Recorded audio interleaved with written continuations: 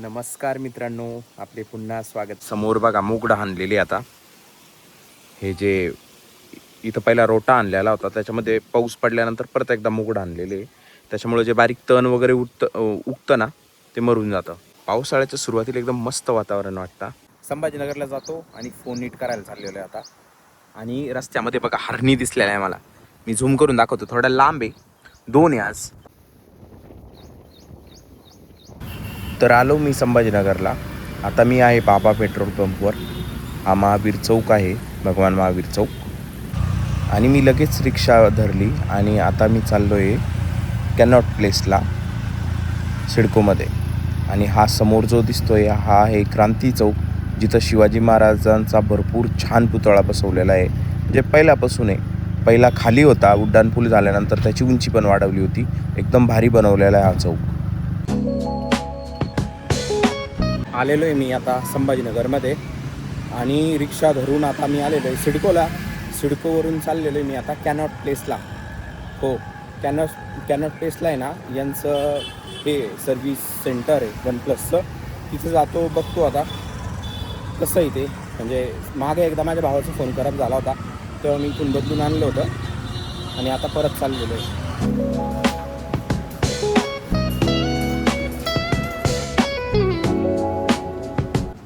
खूप जास्त कोंदाड्यात आहे आणि खूप जुनी बिल्डिंग वाटती ही वरती इथे. इथं आलो होतो मी आणि हे सर्व्हिस स्टेशन लिटरली बंद आहे. डायरेक्ट लिहिलेलं आहे कायमचं बंद झालेलं आहे. आता काय झालं ना, मी इथं 2 OnePlusचे सर्व्हिस स्टेशन आहे. आता दुसऱ्या सर्व्हिस सेंटरला फोन केला होता, जे जालना रोडलाच आहे, सागर ट्रेड सेंटरमध्ये. तर तिथं कॉल केला होता, कारण आता परत तिथं जायनं आणि बघणं ते अवघड होतं. कॉल केला होता आणि ते लोक म्हणत आहे स्क्रीन अवेलेबलच नाही या फोनची जवळ. मग त्यांना विचारलं मी किती दिवसानंतर अवेलेबल होईल, तर ते म्हणत आहे की जवळपास 10 ते 15 दिवस लागतील. तर ते खूप मूड अप झालेला आहे माझा. आता मी सांगू नाही शकत, कारण माझा मोबाईल नीट होणं खूप गरजेचं आहे. म्हणजे थोडाफार चालतो तो 10-20 सेकंदासाठी, नंतर लगेच घोस्टचा इश्यू येतो आहे त्याला. आता काही पर्याय नाही आहे, काय करणार आहे. म्हणजे तुम्ही इतके आशेने आलेले. आणि मला असं मागे एकदा माझ्या भावाचा फोन खराब झाला होता, तेव्हा मी लगेच स्क्रीन बदलून घेतली होती त्याची आणि लगेच झालं पण होतं. मी कॉल वगैरे काही नव्हता केला आणि इथं आलो होतो तर तेव्हा होतं ते चालू. आता डायरेक्ट बोरी बस्तर गुंडाळलेलं आहे त्यांनी इथलं. आणि आता कुठं गायब आहे काय माहीत. हा एक कॅनॉट गार्डन आहे आणि इथं महाराणा प्रताप यांचाच पुतळा आहे. बंद आहे सध्या गार्डन, म्हणजे सकाळी आणि संध्याकाळी चालू असतं.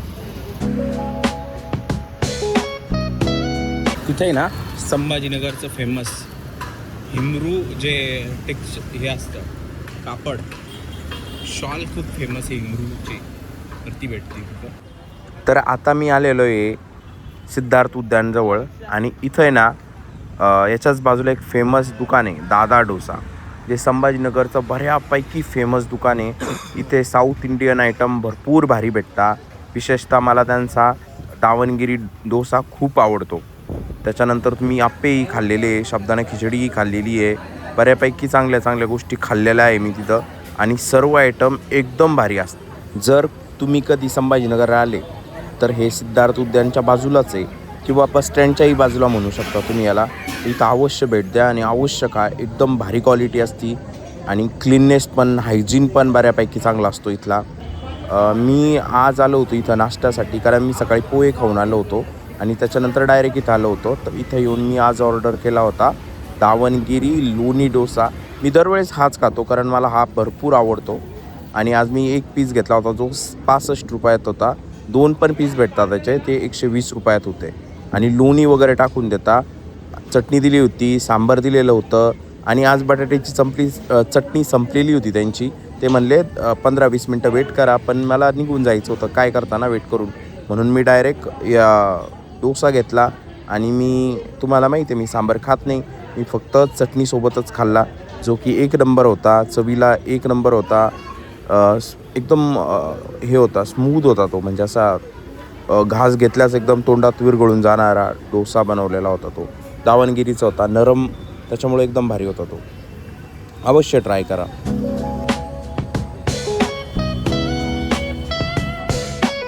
मी डोसा खाल्ला. डोसा खाऊन मग निघालो होतो आता मी बस स्टँडकडे. आणि त्या सिद्धार्थ उद्यानापासून वॉकिंग डिस्टन्सवर आहे बसस्टँड. तर आता मी बसस्टँडला चाललेलो आहे आणि मला बसस्टँडला जाऊन गाडी धरून गंगापूरला जायचं होतं. आमच्या घरी ना एक अनस्पोकन रूल आहे. संभाजीनगरला शहरामध्ये जाताना कायम तुम्ही एक तर फोर व्हीलरमध्ये जा किंवा बसनी जा. टू व्हीलरवर जायचा नाही, हा आमच्या घरामधला अनस्पोकन रूल आहे. आणि त्याच्यामुळेच मी काय केलं होतं ना, टू व्हीलर आमच्या गंगापूरच्या घरी लावली होती आणि मी येताना ओमनीमध्ये आलो होतो आणि जाताना आता बसनी जातो आहे. संभाजीनगरच्या बाहेर पडताना आहे ना, तर रस्त्याच्या दोन्ही साईडनी ना गुलमोहरची झाडं लावलेली आहे. आता इतका हा उष्ण भाग आहे आणि त्याच्यामध्ये तुम्ही गुलमोहरची झाडं का लावलेली आहे मला याचं लॉजिक समजत नाही. दिसायला चांगले दिसतात, पण सध्या गरज सावलीची असते, तर त्याच्यामुळे आपले जे नैसर्गिक झाडं आहे आपल्याकडे अवेलेबल असतात, जसे की लिंबाचे, वडाचे, पिंपळाचे, ते लावायला पाहिजे आणि तो गुलमोहरची झाड लावलेले. मला लॉजिकच कळत नाही याचं. आता सध्या मी आलेलो आहे विसारवाडी फाट्यावर आणि इथे मला तुम्हाला अजून एक गोष्ट दाखवायची होती का मी जिथं संभाजीनगरला डोसा खाल्ला होता, तर त्यांची अजून एक ब्रँच मला इथं दिसलेली आहे, दादा डोसा. मला जातानाच दिसली होती. म्हटलं हे व्हिडिओ तुमच्यासोबत शेअर करावं आणि बऱ्यापैकी गर्दी होती या दुकानामध्ये. तर आलो मी आता गंगापूरमध्ये आणि आता चाललेलो आहे आमच्या घराकडे, जे साधारणतः छत्रपती शिवाजी महाराज चौकापासून 1 ते 1.25 किलोमीटर आहे. तर ह्या साईडला दगडाच्या मूर्त्या होत्या. जाता जाता मी हे घेतलं होतं. हा समोर गंगापूर वैजापूर रोड आहे आणि इथं मी थांबलेलो आहे रस प्यायला आणि त्या साईडला ज्यूस आहे तिथं आहे. पण आहे ना, पावसामुळे ते पूर्ण शेड उडून गेलं, त्याच्यामुळे इथं बसलेलं आहे सध्या. हे साई मंदिर आहे, एकदम भारी मंदिर आहे. इथं वातावरण एकदम भारी आहे, थंडगार. संध्याकाळचे 6 वाजलेले आहे जवळपास. मी तिथून आलो होतो, गंगापूरवरून आलो गाडीवर, मोटरसायकलवर. घरी आलो, आल्यानंतर पाणी वगैरे पिलो, झोपून राहिलो. झोपल्यानंतर आता उठलो, आंघोळ केली आत्ता जस्ट परत, कारण ऊन लागलं, भरपूर ऊन आहे सध्या. मला संभाजीनगरला नाही जाणवली तिथं, पण इथं आहे ना गंगापूरला आता बाहेर येताना रस्ते नाही, भयंकर ऊन होतं. तर ऊन लागल्यावर झालं थोडं एकदम असं, मग गार पाण्यानं आंघोळ केली, आता थोडं बरं वाटतंय. तर हा होता आजचा व्लॉग. हा व्लॉग तुम्हाला कसा वाटला आहे मला कमेंट्स करून नक्की सांगा. जर आवडला असेल तर व्हिडिओला लाईक करा, चॅनलला सबस्क्राईब करा. Thanks for watching. Bye bye.